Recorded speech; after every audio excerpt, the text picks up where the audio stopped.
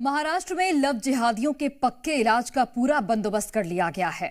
जी हां, महाराष्ट्र की देवेंद्र फडणवीस सरकार अब जल्द ही लव जिहाद और जबरन धर्मांतरण के खिलाफ सख्त कानून लाने जा रही है। जहां सरकार तैयार है तो वहीं विपक्ष और मौलाना दोनों ही तरफ से इसका विरोध शुरू हो गया है।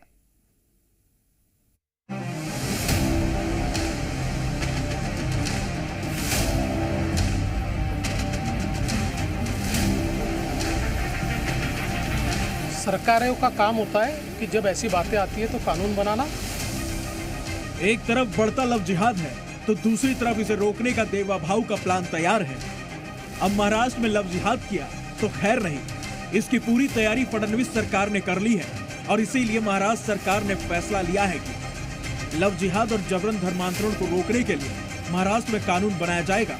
इसके लिए एक कमेटी का गठन किया गया है। इस कमेटी का नेतृत्व महाराष्ट्र पुलिस के महानिदेशक करेंगे। महाराष्ट्र के गृह विभाग की तरफ से कल एक सरकारी आदेश जारी किया गया है जिसमें लिखा गया है कि लव जिहाद के कानून का मसौदा तैयार करने के लिए कमेटी को 1 महीने का समय दिया जा रहा है। ये खास बनाई गई कमेटी लव जिहाद से जुड़ी शिकायतें देखेगी, जबरन धर्मांतरण तथ्य जुटाएगी, शिकायतों पर सरकार को उपाय सुलझाएगी। इसके साथ ही दूसरे राज्यों में लव जिहाद पर बने कानूनों की स्टडी करेगी जिससे कि कानून का मसौदा तैयार किया जा सके और एक सख्त कानून बनाया जा सके।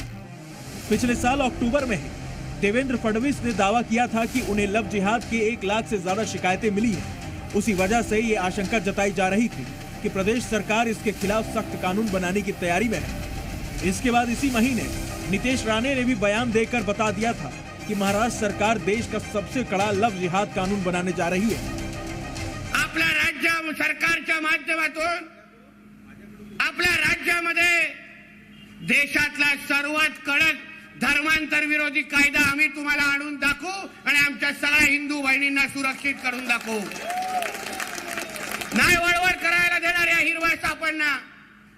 खूप मजा मारली तुम्ही लोकांनी महाविकास आघाडीच्या टायमाला।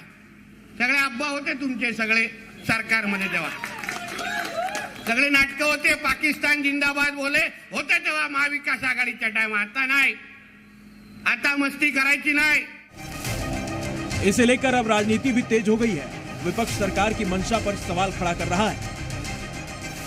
पूरे देश में जहां जहां बीजेपी की सरकारें हैं, यहाँ ये कन्वर्जन, लव जिहाद, ऐसी बातें उछालकर माहौल खराब करने का ये काम ये लोग करते हैं। आप मुझे बताइए, ये कौन तय करेगा लव जिहाद है या नहीं, या हो रहा है या नहीं हो रहा है? ये 2-4 लोग जो जाकर जो भाषण माफिया है सरकार के, मैं उनको भाषण माफिया कहता हूँ, ये भाषण माफिया तय करेंगे लव जिहाद है, ये है, ये वो है। ये लोगों ने देश का माहौल पूरा बिगाड़ दिया है। तो वहीं दूसरी तरफ हिंदूवादी नेता इस फैसले का स्वागत कर रहे हैं। लव जिहाद से पूरा भारत जो है बहुत अच्छी से वाकिफ है और 2007 से लेकर 2025 तक निरंतर ऐसे मामले हिंदू लड़कियों को बहकाकर मुसलमान युवक साथ ले जाते हैं, उन पर दबाव बनाते हैं, उनका पंथ परिवर्तन कराते हैं। ऐसे विभिन्न मामले बार बार सामने आते रहे। तो फडणवीस सरकार ने जो कदम उठाया है बड़े स्वागत योग्य है। हिंदूवादी नेता समर्थन में है तो कई मौलाना अब इस फैसले के विरोध में भी सामने आ रहे हैं। महाराष्ट्र सरकार जिस तरह से लव जिहाद कानून लाने की बातचीत कर रही है, कोई नई बात नहीं है। लव जिहाद कानून पहले से बहुत सारे प्रदेशों में जहाँ जहाँ भारतीय जनता पार्टी की सरकार है वहाँ है। देखिए, कानून किसी एक व्यक्ति के लिए, एक धर्म के लिए, एक मजहब के लिए नहीं वजूद में आता है। कानून देश में रहने वाले हर नागरिक के लिए, हर शख्स के लिए बराबर है। लेकिन यहाँ जो पालन होता है, जो निचले लेवल पर जो इसका पालन होता है, वो सिर्फ एक समुदाय के खिलाफ होता है। हर जगह जिहाद का नाम रोटी जिहाद, आटा जिहाद, लाठी जिहाद, डंडा जिहाद यानी जिहाद की एक लंबी फहरिस्त तैयार की गई और अब इसी तर्ज पर महाराष्ट्र की गवर्नमेंट भी चल निकली है। इसका क्या नतीजा होगा? इसका कोई फायदा नहीं है।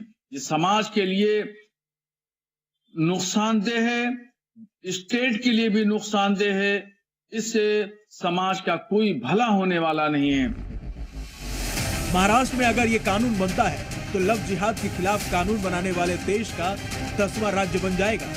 इससे पहले उत्तर प्रदेश, हरियाणा, हिमाचल प्रदेश, गुजरात, झारखंड, मध्य प्रदेश, उत्तराखंड, उड़ीसा और छत्तीसगढ़ में लव जिहाद विरोधी कानून बनाए गए हैं। महाराष्ट्र में इस कानून पर जहां एक तरफ सरकार पूरी तरह से तैयार है, तो विपक्ष भी विरोध की पूरी तैयारी कर चुका है। ब्यूरो रिपोर्ट, जी मीडिया।